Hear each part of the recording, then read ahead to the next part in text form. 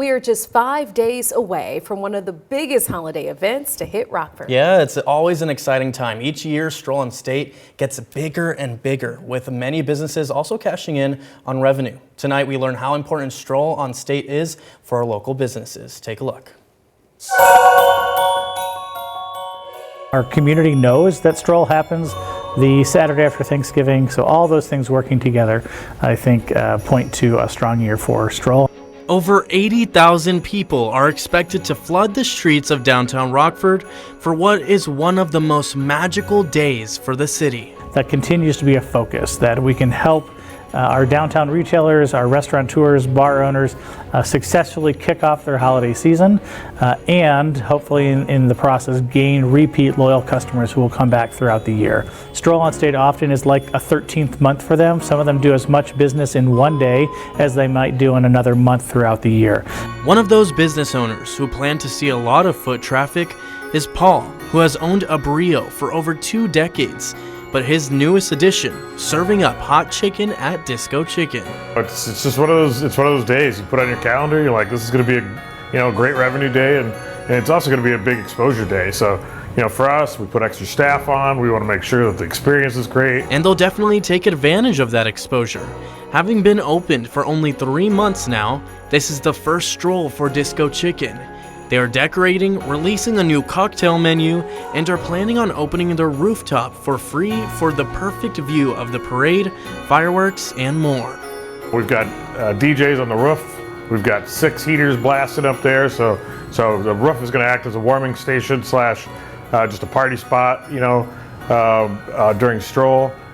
Paul believes this is a time for businesses to be on their A game, especially with all the free exposure. It's also part of our responsibility as business owners down here to put as much energy into making the whole experience as good as what they've done. Stroll will also be a first for the brand new Rockford Public Library. Yeah, I imagine that there will be a lot of people that are entering the library for the first time because they're down here for Stroll. A library hasn't stood in this spot for over 6 years, and the new location is offering free activities for all ages, starting with fairy wand decorating. Winter Fairy Princess Kayla will be running story times and wand making workshops, and there will be coloring pages and crafts for the kids to do in the children's area. And if you haven't taken your family holiday photo this year, well, make sure to bring your brightest smile, as they will be offering free Christmas photos for families this year, all to celebrate their new building. We are excited to welcome the crowds from Stroll On State right into the new building. Another familiar face who is preparing for the large foot traffic is the owner of Rockford Art Deli. It's open the doors and hang on. Stroll On State's an incredible event. It's a lot.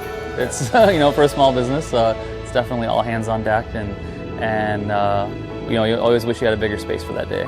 We want people to come to Rockford. We want them to love Rockford. We want them to stay or move here and spend their money locally. While we want them to be enjoying all the free attractions outside, we are hoping they're going into the restaurants, the coffee shops, the bars, and the retail brick and mortar establishments downtown and supporting them and buying local.